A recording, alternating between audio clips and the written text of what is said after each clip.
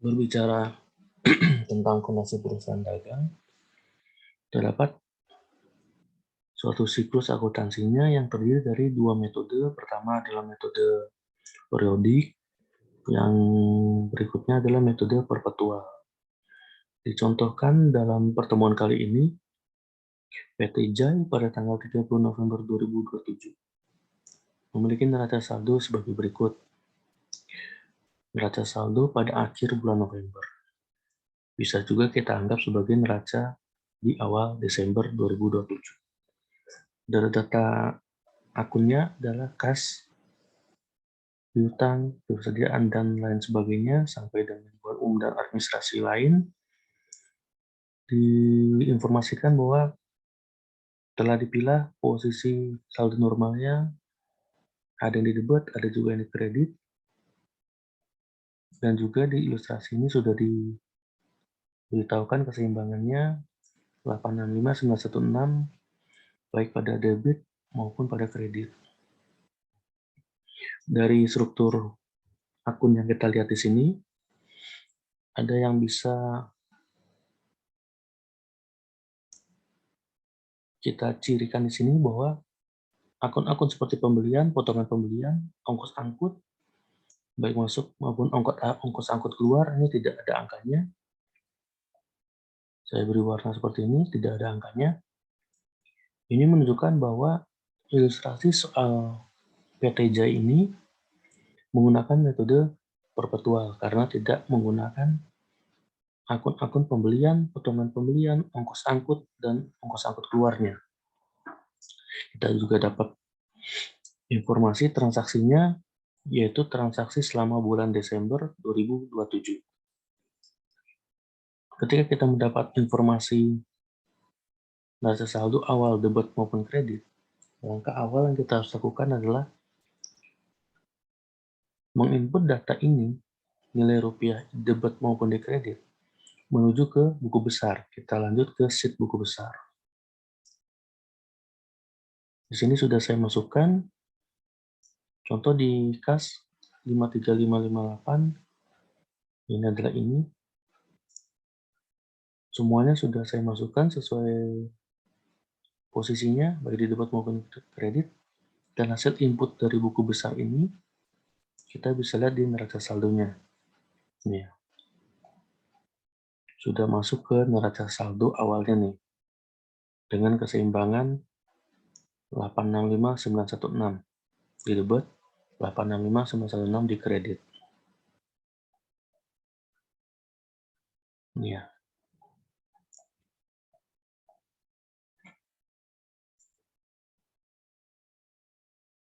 Sebagai tahap awal pelaksanaan siklus akuntansinya, kita masuk ke sheet jurnal.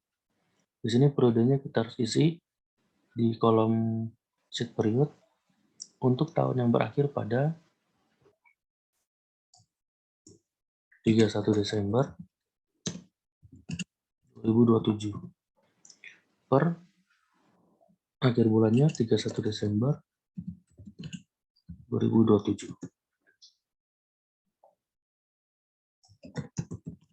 Periodenya bulan Desember 2027.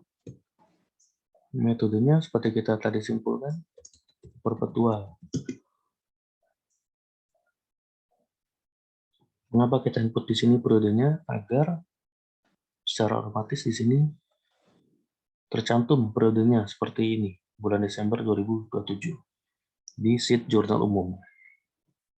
Kita lihat transaksinya.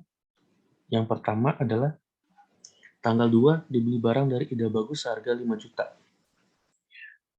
Free term yang berlaku, free on board shipping point, artinya ongkos angkut ditanggung oleh pembeli dengan kredit. Kredit termnya adalah maksimum pelunasan adalah 30 hari dan mendapat 2% jika pelunasan di 10 hari awal. Besarnya ongkos angkutnya adalah 400.000. Dicontohkan di sini bahwa dengan dibelinya barang ini senilai 5 juta, timbul adanya penambahan di akun persediaan. Kita bisa lihat di neraca saldo ini, Kode akunnya persediaan. Kita lihat di sini 120, masukkan di sini di kolom nomor akun 20, tanggalnya tanggal 2. Lihat. Dibeli barang 5 juta, dengan adanya kredit term, berarti pembelian ini adalah pembelian kredit, sehingga menimbulkan adanya penambahan di utang usaha. Kita lihat nomor akun utang usahanya. Di sini 201, kita masukkan di sini 201 utang usaha. Masukkan nilainya di sini 5 juta.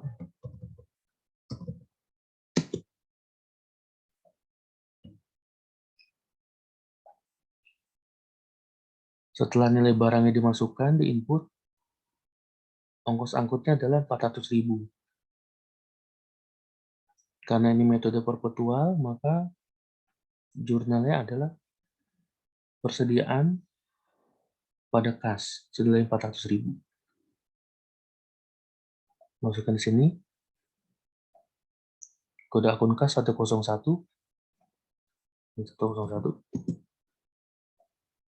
senilai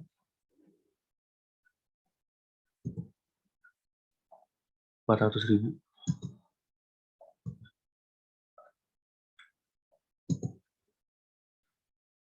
Sehingga nilai persediaan bertambah dari nilai barangnya, barang dagangnya, dan ongkos angkutnya. Menjadi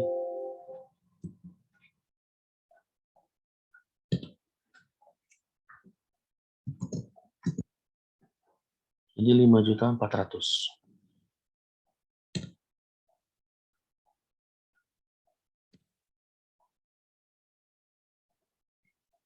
Selanjutnya ke transaksi berikutnya, tanggal 6, dijual barang dagang kepada Tuan Jason senilai 6 juta. Free on board shipping point, kredit termnya harus lunas dalam 30 hari. Jika melunasi dalam 10 hari, mendapat diskon 2%. Perusahaan menalangi ongkos angkut terlebih dahulu dari gudang penjual ke gudang pembeli. Nilai ongkos angkutnya 100.000. Harga pokok barang yang dijual adalah 3 juta. Penjualan di sini penjualan kredit sehingga muncul piutang usaha pada pendapatan penjualan. Kita sini akun piutang 112, ya. Transaksi tanggal 6, piutang usaha pada penjualan. Ini pendapatan penjualan 401. Nilainya adalah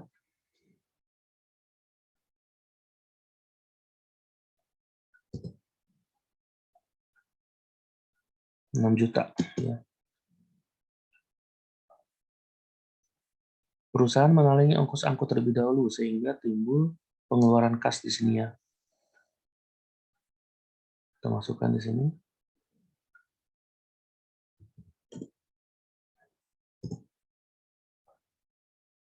Nilai 100.000. Karena ini adalah kewajiban pembeli dan kita hanya menalangi terlebih dahulu, akan ditagihkan di kemudian sama pembelinya, sehingga piutangnya menjadi bukan hanya sekedar barang yang dijual, melainkan ongkos angkut yang ditalangi ini masuk ke dalam piutang digabung menjadi 6.100.000. Terhadap barang yang dijual, kita perlu jurnal adanya pengurangan persediaan dan adanya penambahan HPP. Lihat akunnya 505, persediaannya 120.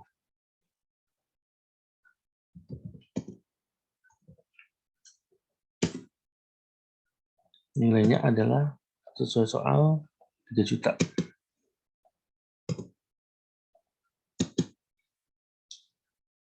Transaksi nomor 6 sudah kita selesaikan, tanggal 6. Selanjutnya ke tanggal 7, diperoleh pengurangan dari harga dari Tuan Ida Bagus atas transaksi 2 Desember lalu.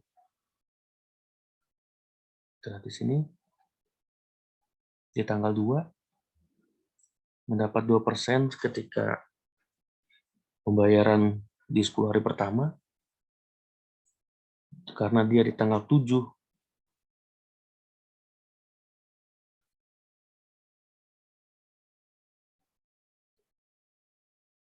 ternyata di tanggal 7 ada kerusakan fisik barang yang telah diterima. Sehingga jurnalnya adalah kita harus mengurangi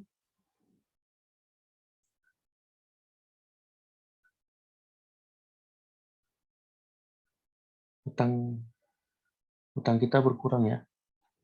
Lihat, kita kan awalnya beli barang dari Ida Bagus, ternyata barangnya adalah ada pengurang kerusakan fisik, sehingga senilai 200 ini kerusakan fisiknya mengurangi hutang kita kepada Tuan Ida Bagus.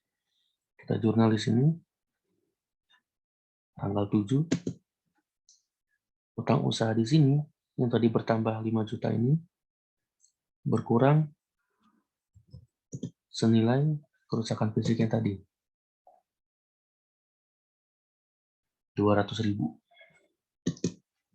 Dan lawannya adalah persediaannya.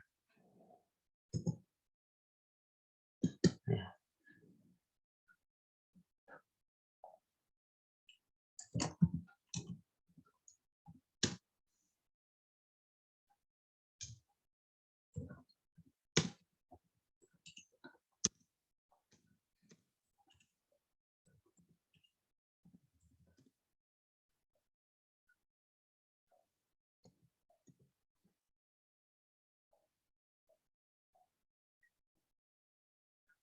Selanjutnya ke tanggal berikutnya, tanggal 8, dibayar utang usaha kepada Tuan Ida Bagus atas transaksi pembelian nomor tanggal 2 Desember, termasuk setelah memperhitungkan pengurangan harga yang diperoleh tanggal 7 Desember lalu.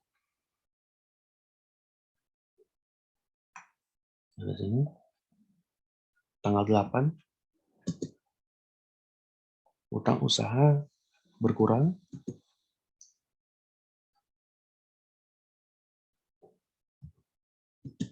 terjadi pengeluaran kas dan persediaan. Utang usahanya, kita lihat tanggal 2-nya, 5 juta, dikurangi dengan pengembalian atas kerusakan, sehingga utang usahanya berkurang 4,8 di debit ya.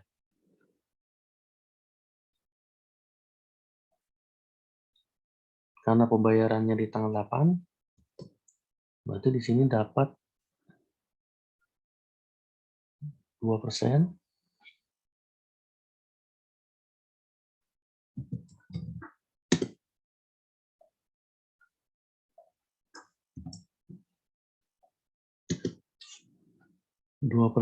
Karena masih dalam periode diskon, 2% kali utang usahanya 4,8, 96.000, sehingga kas yang dikeluarkan adalah selisihnya hanya 4704 juta.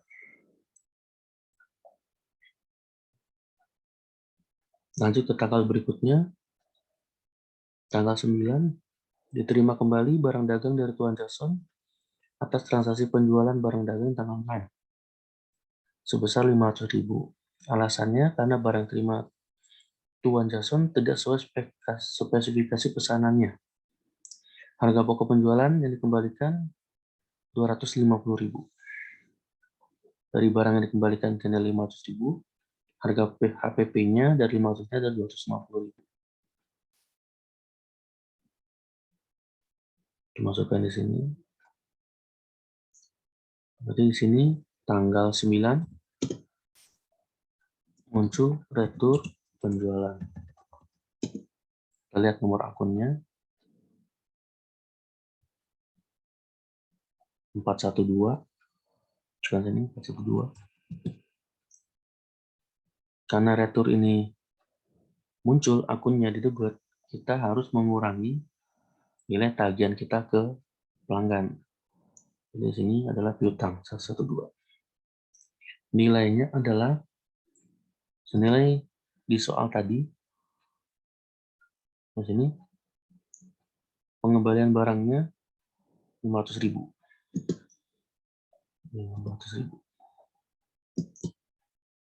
Terkait HPP-nya, semula di jurnal HPP pada persediaan, sekarang dibalik persediaan pada HPP. Karena ini adalah pengembalian penjualan, retur penjualan.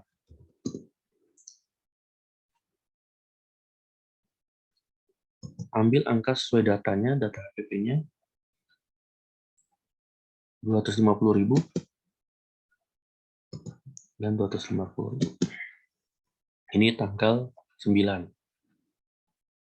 Lanjut ke tanggal berikutnya, tanggal 12. Diterima hasil penagihan piutang dari tuan jasa atas transaksi penjualan barang 6 Desember, termasuk setelah memperhitungkan retur penjualan pada tanggal 9 Desember.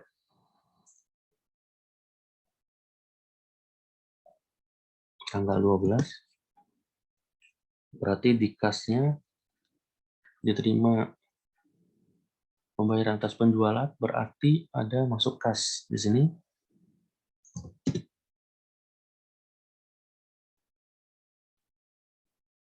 Pembayarannya masih dalam periode potongan, sehingga di sini memperoleh potongan penjualan, lihat akunnya, potongan penjualan 414, dan piutangnya berkurang di kredit.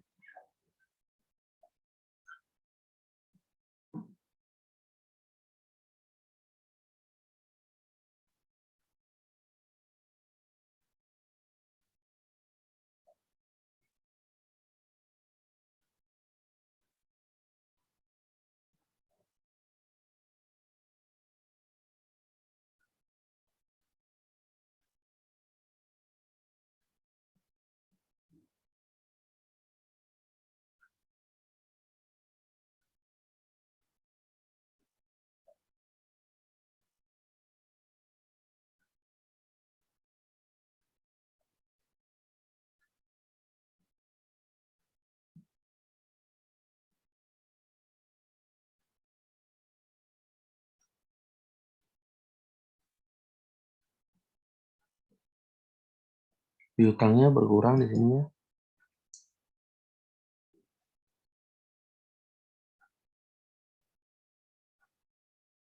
Dari 6.100.000 menjadi 5.600.000. Diskonnya adalah 2%.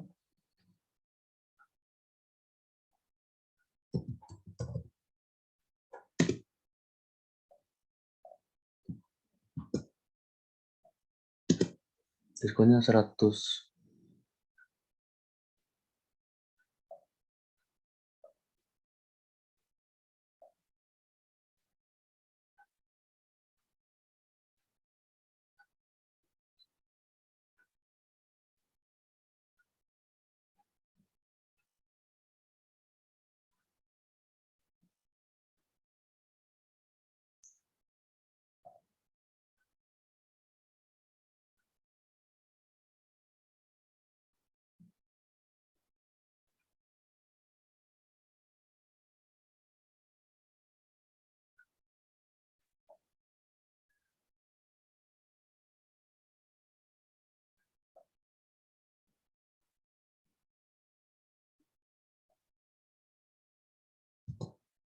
Kasnya adalah selisihnya.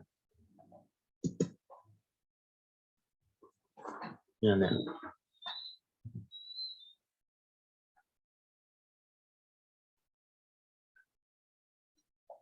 Lanjut tanggal berikutnya.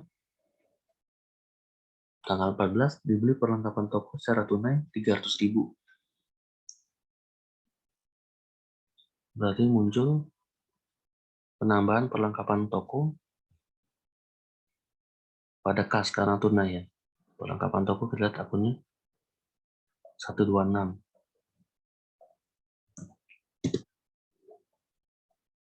Tanggal 14. Ini pada kas. Nilainya adalah 300.000.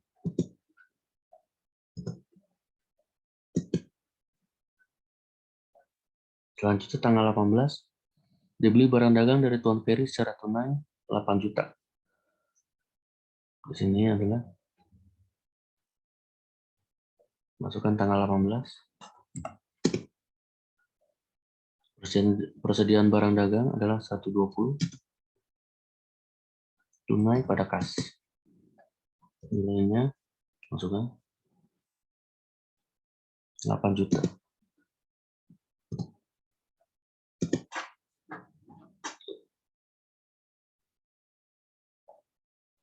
Lanjut tanggal 21, dibayar upah karyawan bagian toko 5,4 juta, upah karyawan bagian kantor 3,24 juta.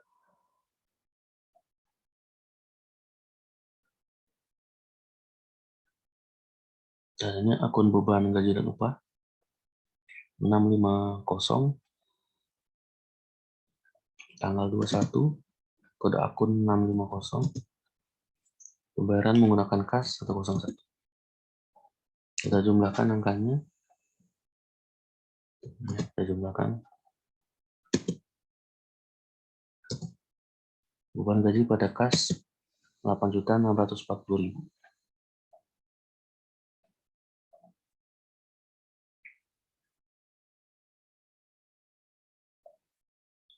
Jurnal umum sudah kita selesaikan. Kita kerjakan di sheet ini, sheet jurnal.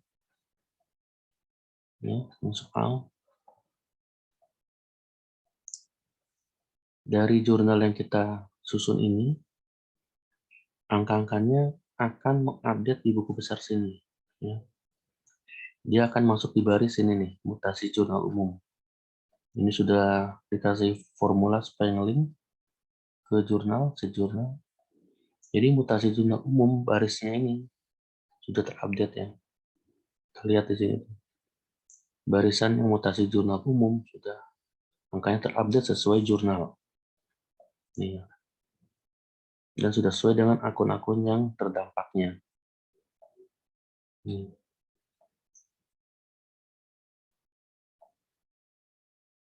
Dengan masuknya jurnal umum yang merubah mutasi ini, mutasi dari saldo awal, maka akan terbentuk jurnal yang akan muncul di neraca saldo. Neraca saldonya ini akan terupdate. Ya. Setelah jurnal neraca saldo awal kita masukkan tadi di saldo awal, dan adanya mutasi jurnal umum, maka neraca saldo menjadi terupdate ya, sesuai apa yang kita jurnal di jurnal umum. Kita lihat di sini di neraca saldonya, keseimbangannya menjadi untuk posisi debit dan kredit 871.916.000.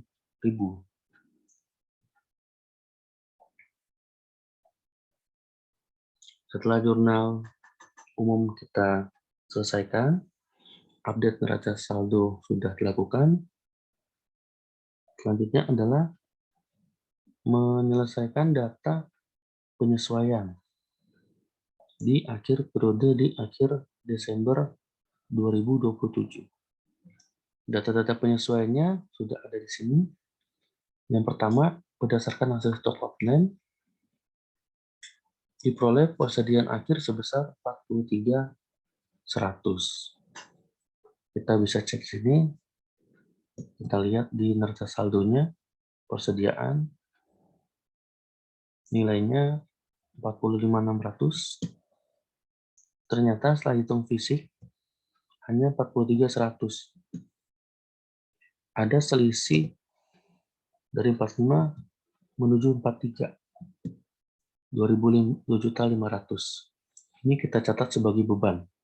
Karena yang kita catat neraca saldo 45, ternyata hasil sebenarnya secara fisik adalah 43, sehingga menimbulkan beban di sini ya, yang harus ditanggung ya, di laba rugi. Kita masukkan di jurnal adjustment, di sheet jurnal adjustment, akunnya adalah HPP pada persediaan. Tanggalnya tanggal 31, HPP 505, sini kita masukkan 505 pada persediaan 120. Kita masukkan angka tadi yang 2,5 juta. Ya.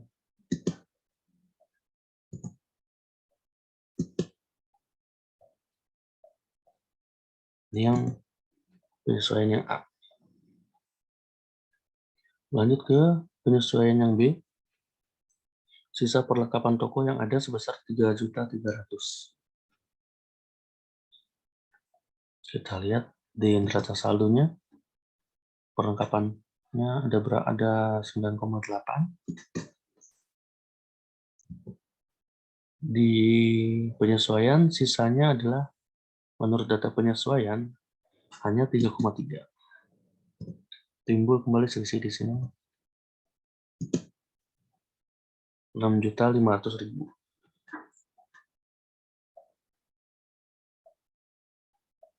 (0,5) ini sama seperti persediaan yang di poin A, ini akan menjadi beban pada perlengkapan. Masuk ke sheet journal adjustment, beban perlengkapan, kita lihat kode akunnya.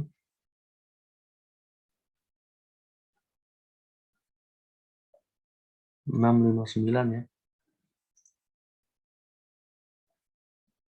Masukkan 659. Tanggal 31, poin B, pada perlengkapan 126. Kode akun 126 kita masukkan.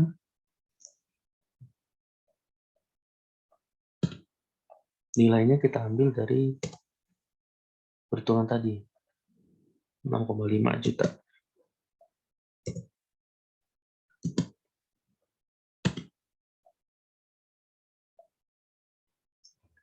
Lanjut ke penyesuaian berikutnya. Poin C, nilai tanah sebesar 35 juta. Harga bangunan kantor 95 juta. Perolehnya 1 Januari 2025. Estimasi masa manfaatnya 20 tahun. Sisa bangunannya ketika di akhir tahun penyusutan diestimasi 5 juta. Penyusutan menggunakan metode garis lurus. Metode garis lurus adalah dengan perolehan dikurang nilai sisa dibagi umur ekonomis. Dibagi dengan 20 tahun.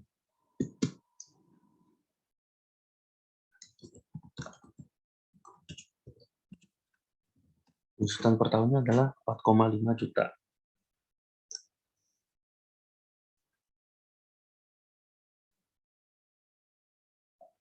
Sehingga di sini tanggal 31 poin C, kita lihat beban penyusutan bangunan 666 ya. Ini. Dan lawannya akumulasi penyusutan.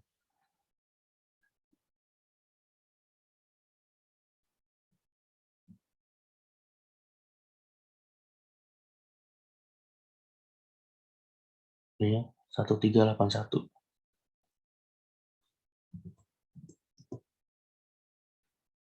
Masukkan nilainya sesuai yang kita hitung tadi. 4,5 juta. Kreditnya juga 4,5 juta. Lanjut ke penyesuaian berikutnya, poin D. Tanggal 31. Kita lihat di sini datanya poin D. Untuk tahun 2027 peralatan disusutkan 16.560. Di sini dia sudah mengasih angkanya yang disusutkan untuk tahun 2027. 27, sehingga kita langsung saja menjurnal di sini. Beban penyusutan terkait peralatan. Kita lihat akunnya.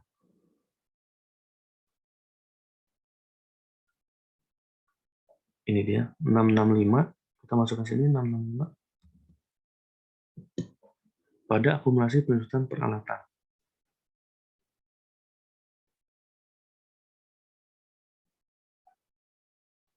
(1361).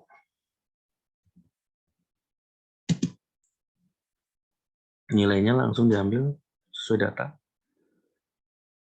16.560.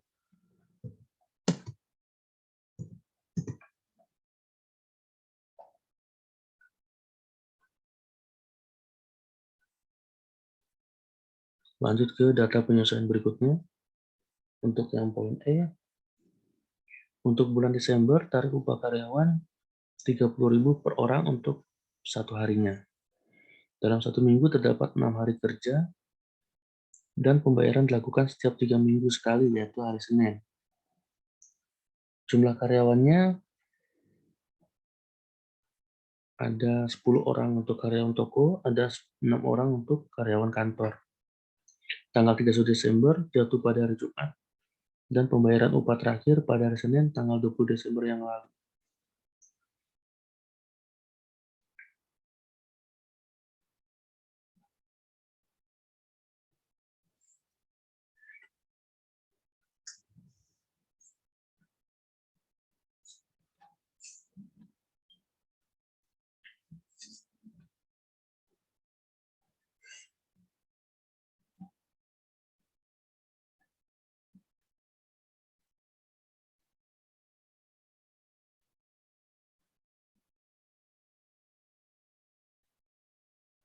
Kita hitung di sini ya.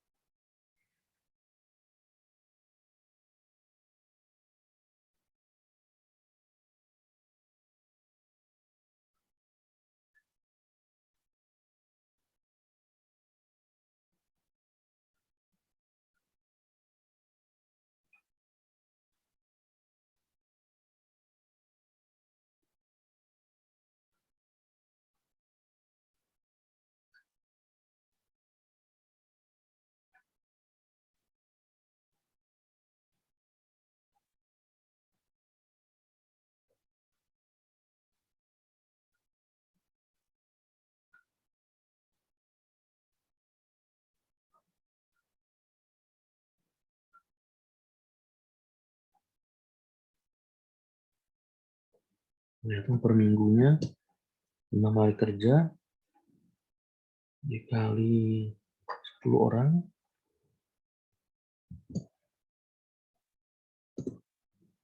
ini per minggu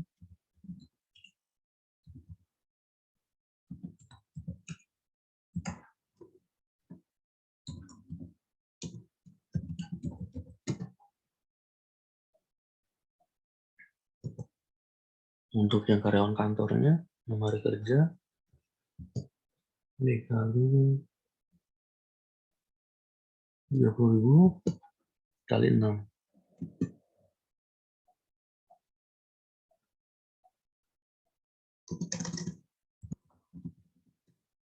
Per minggu untuk karyawan kantor.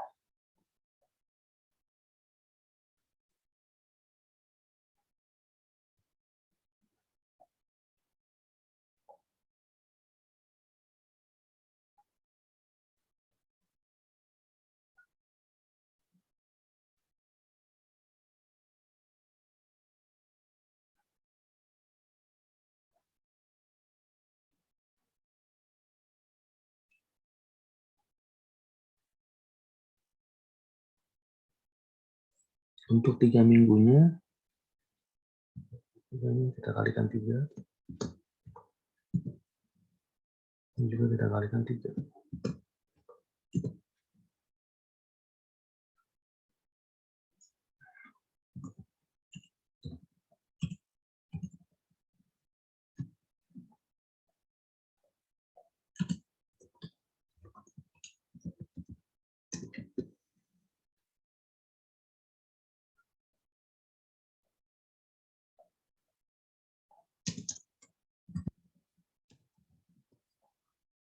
Gaji untuk 3 minggu karyawan toko dan gaji untuk 3 minggu karyawan kantor.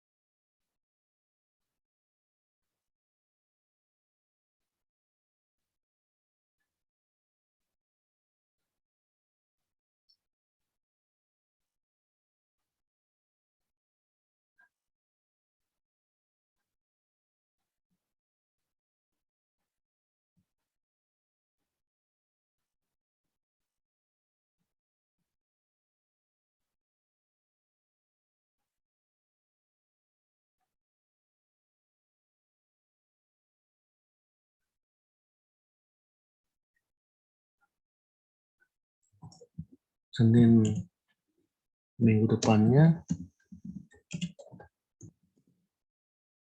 berarti tanggal 27.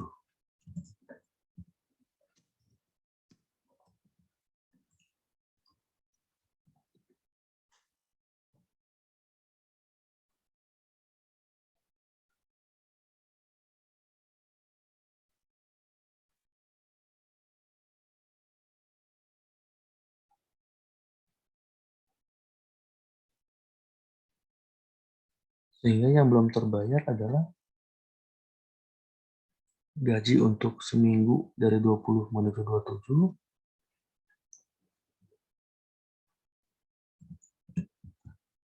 6 hari kerja, ditambah dengan sisanya tanggal 28,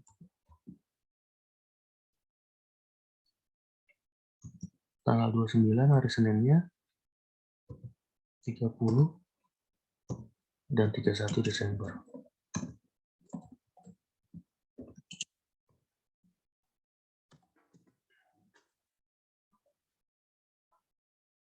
Ini ada 3 hari, ini 6 hari. Berarti ada gaji yang terutang 9 hari.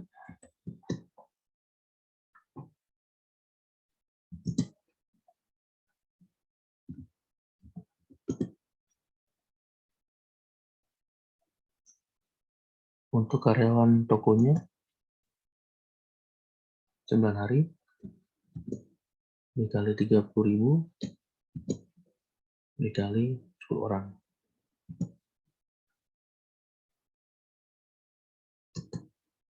Untuk karyawan kantornya 9 hari 30.000 kali 6 orang.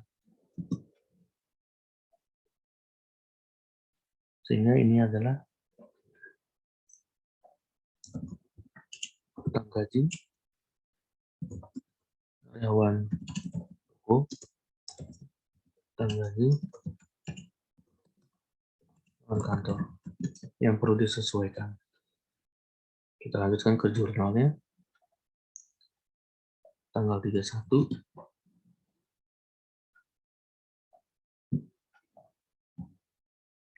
poin E, poin E sini. Beban gaji kita lihat kode akunnya 650,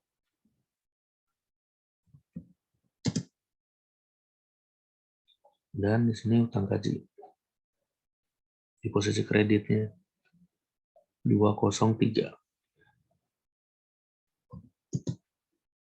senilai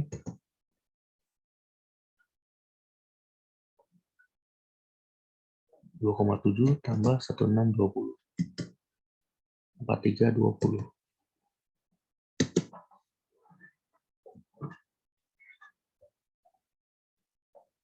Lanjut ke data penyesuaian berikutnya. Poin F. Asuransi dibayar di muka merupakan polis asuransi masa pertanggungan 1 Mei 2027 sampai dengan 1 Mei 2028. Beban asuransi ini ditanggung oleh bagian administrasi dan umum. Kita lihat neraca saldo.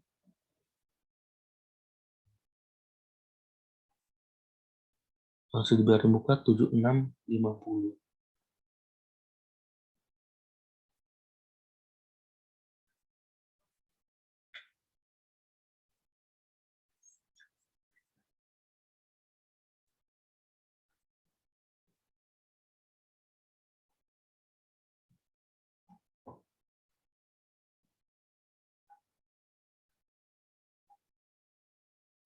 Kita lihat sini.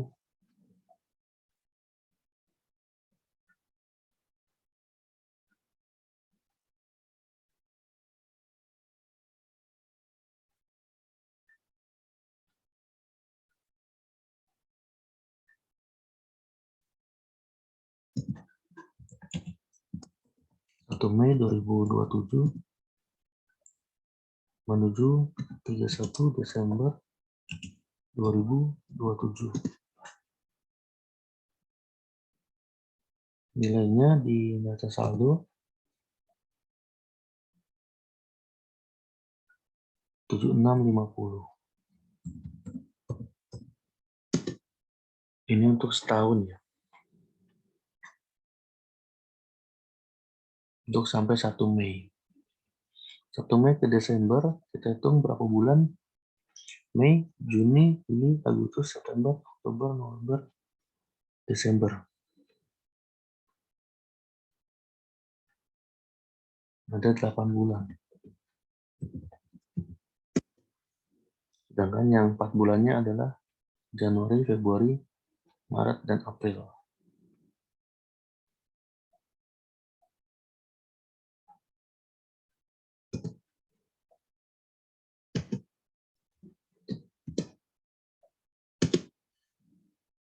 Sehingga yang benar-benar terpakai di tahun 2027 hanya 8 bulan, proporsionalnya 8/12 kali 7650. 7650 ini merupakan asuransi dibayar di muka di mana sudah dibayar terlebih dahulu masuk ke aset untuk 12 bulan.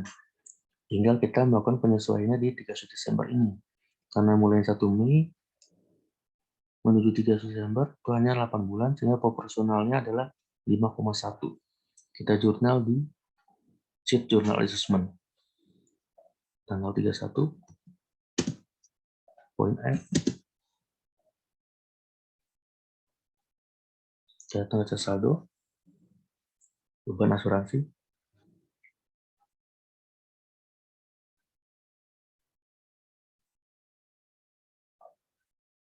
671.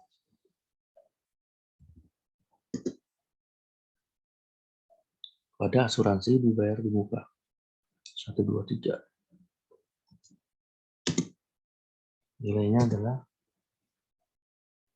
5,1 juta.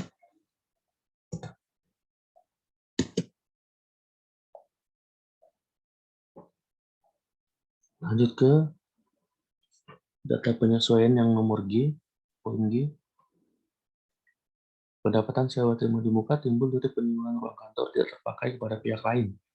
Periode 1 Maret sampai 1 September 2028. Maret 2027,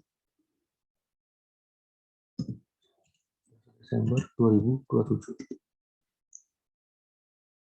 Maret, April, Mei, Juni, Juli, Agustus, September, Oktober, November, Desember. 10 bulan.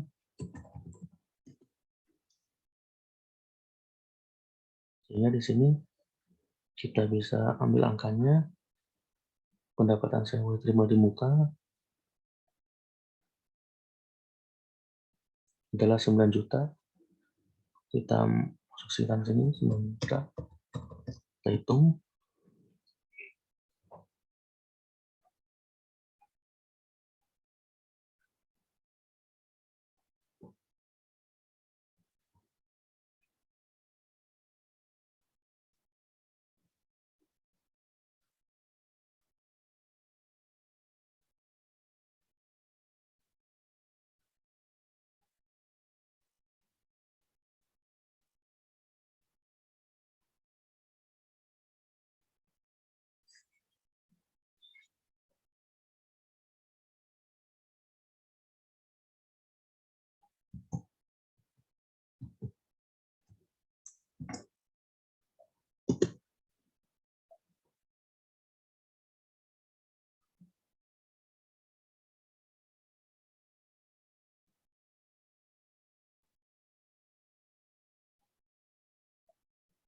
Maret sampai 1 September.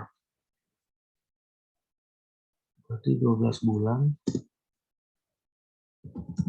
di tahun 2027 ditambah Januari, Februari, Maret, April, Mei, Juni, Juli, Agustus. 8 bulan di 2028. Sehingga di sini untuk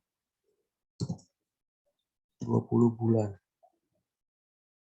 Berarti di sini adalah 10 per 20.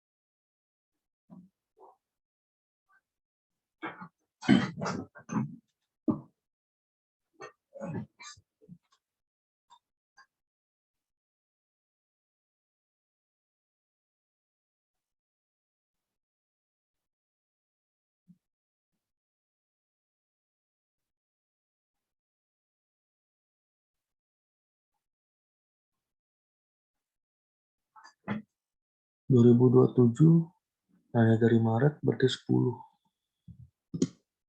18.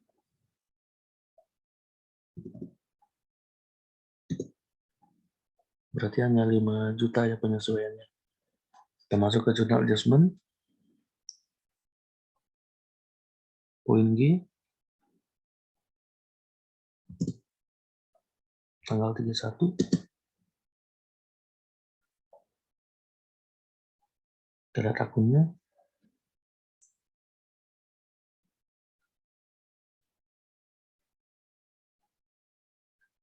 Pendapatan sewa terima di muka 210.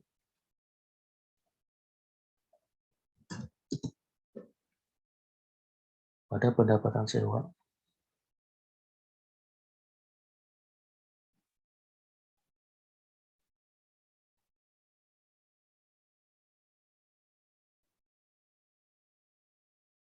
Kita masukkan pendapatan lainnya 425.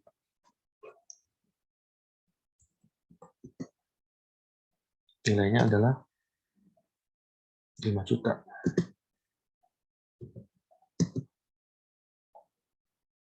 Lanjut ke data penyesuaian berikutnya.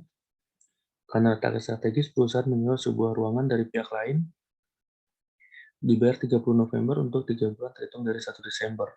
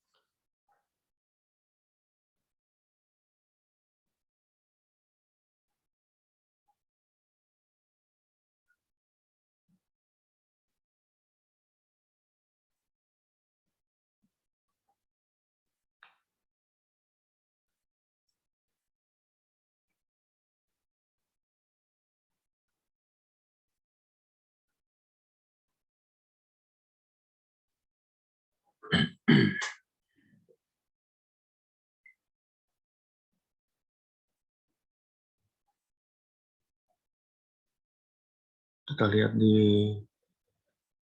karena ini transaksinya 30 November, kita lihat di buku besar. Data saldonya,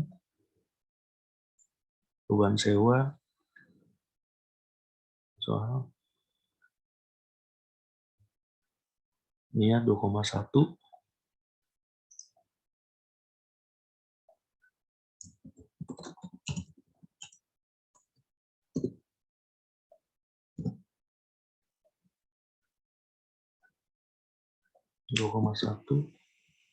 ternyata ini untuk 3 bulan. Hitungannya dari Desember, Januari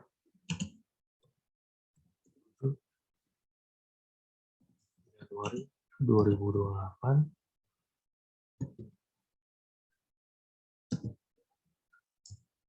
Februari 8. Ini dibagi 3.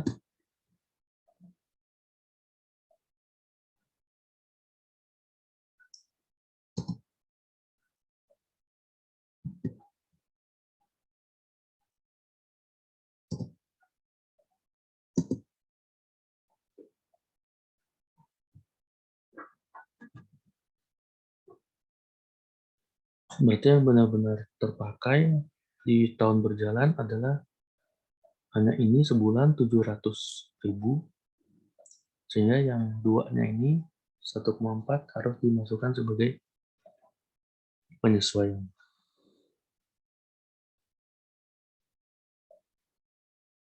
Tanggal 31, penyesuaian hak, poin hak, kita lihat akunnya,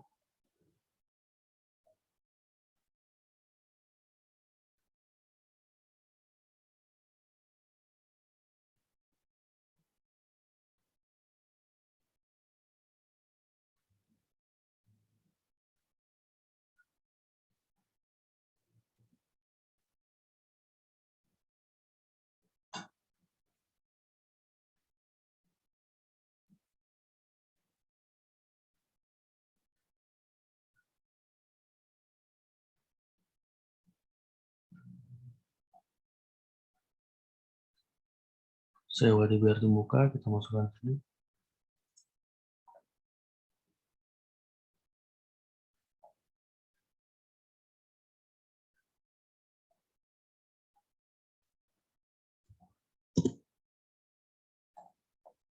Pada beban sewa.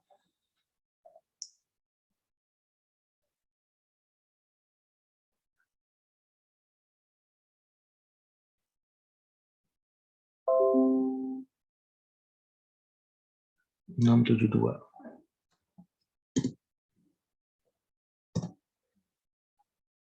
Nilainya 1,4.